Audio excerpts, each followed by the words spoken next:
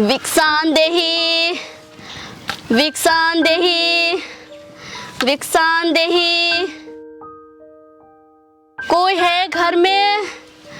विक्सांदेही विक्सांदेही।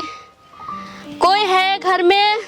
विक्सांदेही। क्या हुआ बुढ़िया, क्यों भौंक रही है कुत्तों की तरह? बेटा विक्सांदेही। भिक्षांदेही मतलब? मुझे शुद्ध हिंदी समझ में नहीं आता, साफ साफ बताओ क्या बात है। कुछ दे दो बेटा, इस बुढ़िया पर रहम करो। क्या दूं? चाहिए क्या तुझे? कुछ भी दे दो बेटा, दाल चावल आलू या फिर पैसे ही दे दो। मैं बहुत दिनों से भूखी हूँ बेटा। तुझे लगता है यहाँ पर कोई दुकान है? मैं दुकान खोलकर बैठा हूँ क्या, जो तू इतने सारे आइटम की डिमांड कर रही है? आजकल कोई किसी का पैसे लेकर भी हेल्प नहीं करता, और तू तो फोकट में यानी फ्री में हेल्प मांग रही है। तुझे क्या मैं दयालु दिखता हूँ? मेरे शक्ल पर पोस्टर छपा है कि मैं दयालु हूँ। बेटा मन से दयालु होना चाहिए, शकल में क्या रखा है? आज खिलाए तो कल मुरझा जाएगा। ए बुढ़िया, तो अपना लेक्चर बंद कर। तू भीख मांगने आई है या मुझे पट्टी पढ़ाने आई है? कोई भीख वीख नहीं मिलेगी तुझे, इसीलिए इमोशनली ब्लैकमेल करना बंद कर। तुम जैसे लोगों को मैं बहुत अच्छी तरह से पहचानता हूँ। अगर आज मैंने तेरी हेल्प कर दी तो कल से तू रेगुलरली कटोरा लेकर मेरे घर के आगे नारेबाजी करने लग जाएगी। इसलिए बेहतर यही होगा कि तू चुपचाप यहाँ से निकल जा, वरना मुझे धक्का मारकर भी निकालना आता है। जैसी तुम्हारी मर्जी बेटा।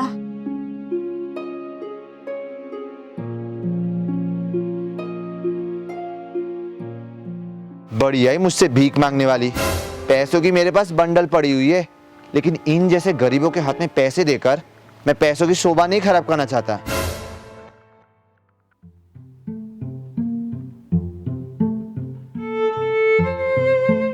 लगता है इस दुनिया में भले लोग है ही नहीं, कोई किसी का मदद करना नहीं चाहता।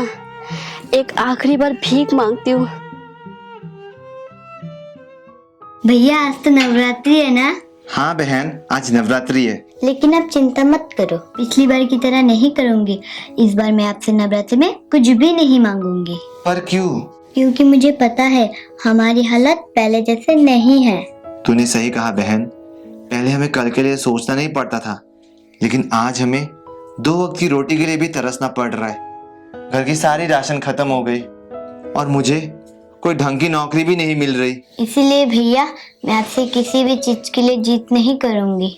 लगता है मेरी बहन समझदार हो गई, भैया की परेशानी को समझने लग गई। जो है उसी में खुश रहना सीख गई। मुझे माफ कर दे बहन, मैं तुझे नवरात्रि में कुछ नहीं दिला पाया, लेकिन मैं तुझसे वादा करता हूँ जैसे ही मेरी नौकरी लगेगी मैं तुझे ढेर सारे नए नए कपड़े दिलाऊंगा। कोई बात नहीं भैया। विक्सांदेही विक्सांदेही विक्सांदेही। घर में कोई है? जरा बाहर आना। विक्सांदेही विक्सांदेही विक्सांदेही। लगता है कोई बुला रहा है, 1 मिनट में देख कर आता हूँ। ठीक है भैया। घर में कोई है?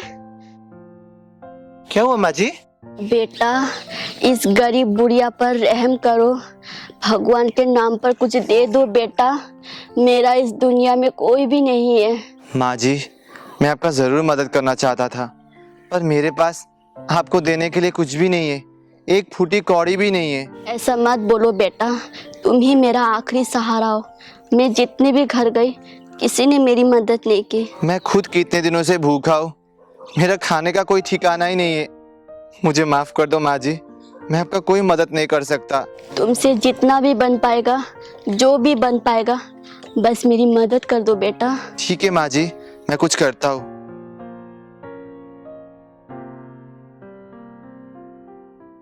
कौन है भैया? बहन, एक बुजुर्ग दादी जी आई है, वो भी हमारी तरह मुसीबत में है। उनका भी मदद करने वाला कोई नहीं है, इसीलिए वो घर घर जाकर भीख मांगकर अपना गुजारा चलाती है। मैं उनका मदद करना चाहता हूँ, पर कैसे करूँ? मेरे पास उनके लिए देने लायक कुछ नहीं है। भैया हम भूखे रह सकते, लेकिन दादी जी भूखी नहीं रह सकती। भैया आप एक काम करो, हमारे पास थोड़ी चावल है ना, वो आप ले जाकर दादी जी को दे दो। बहुत समझदार बन गई है मेरी बहन, मैं ऐसा ही करूँगा। नवरात्रि के समय हमें हर किसी की मदद करनी चाहिए, भले ही हम उसके लायक हो या नहीं। मैं अभी ये ले जाकर दादाजी को दे आता हूँ। ठीक है भैया।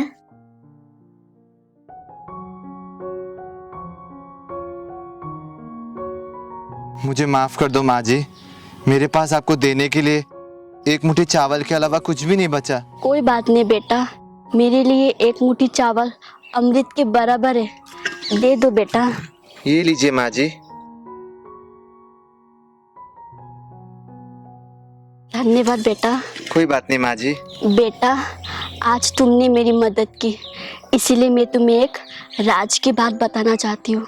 कैसी राज की बात माँ जी? बेटा, तुम्हारे घर के पीछे जमीन में खजाना पड़ा है। मैं चाहती हूँ कि तुम उस खजाने का प्रयोग करके अपनी जिंदगी सुधारो। माँ जी, मैंने आपकी मदद की, पर इसका मतलब ये नहीं कि आप मुझे झूठी बात बताओ, मुझे झूठा दिलासा दो। मुझे आपसे ये उम्मीद नहीं थी माँ जी। मैं झूठ नहीं बोल रही हूँ, मैं सच बोल रही हूँ। अच्छा, आपको कैसे पता चला कि हमारे घर के पीछे जमीन में खजाना पड़ा है? बस यूं ही। आज तुमने मेरी मदद की, इसीलिए बहुत बहुत धन्यवाद बेटा। भगवान तुम्हारा भला करे। अब मैं चलती हूँ बेटा। पता नहीं, लेकिन मुझे दादाजी के बात पर विश्वास नहीं हो रहा है। छोटी को जाकर बताता हूँ। बहन, मैं दादाजी को दे आया चावल, वो बहुत खुश हो गई। अरे, बहन कहाँ चली गई? बहन, छोटी, छोटी।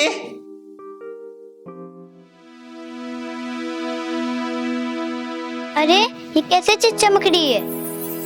अरे कुछ है क्या जमीन के अंदर? इतना क्यों चमक रहा है? क्या करूं? मिट्टी खोद कर देखूं क्या? नहीं नहीं नहीं नहीं नहीं, मैं नहीं देख सकती। एक काम करती हूँ, भैया को बुलाती हूँ। भैया, भैया, ओ भैया जल्दी इधर आओ। भैया, ओ भैया जल्दी इधर आओ। अरे भैया, ये तो छोटी की आवाज है। ये मुझे इतना क्यों बुला रही है? कहीं किसी मुसीबत में तो नहीं? भैया, भैया। छोटी, क्या हुआ? तू इतना शोर क्यों मचा रही है? भैया जमीन पे देखो, कुछ चमक रही है। ये कैसी चीज चमक रही है? हमारे घर के पीछे। दादाजी ने मुझे बताया था कि हमारे घर के पीछे खजाना है। कहीं दादाजी सच तो नहीं बोल रही? भैया दादी जरूर सच कह रही होगी, इसीलिए तो मिट्टी में कुछ चमक रहा है। मुझे भी वैसा ही लगता है। छोटी, हमें मिट्टी खोदकर देखना चाहिए। हाँ भैया, चल देखते। चलो।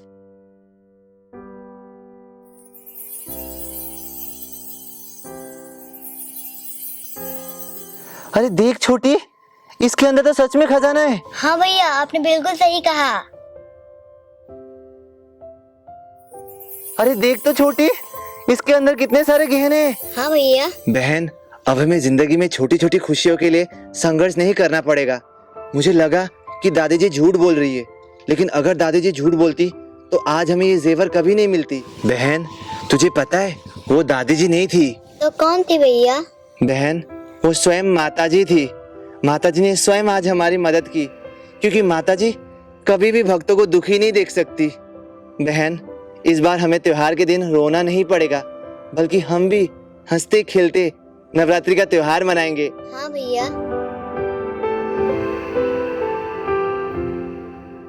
Happy Navratri guys. तो गाइस, कैसी लगी आपको मेरी ये वीडियो? नीचे कमेंट करके जरूर बताना। और वीडियो पसंद है तो गाइस वीडियो को लाइक करें, चैनल पर नए तो चैनल को सब्सक्राइब करें और साथ ही साथ बेल आइकन को भी जरूर प्रेस करना।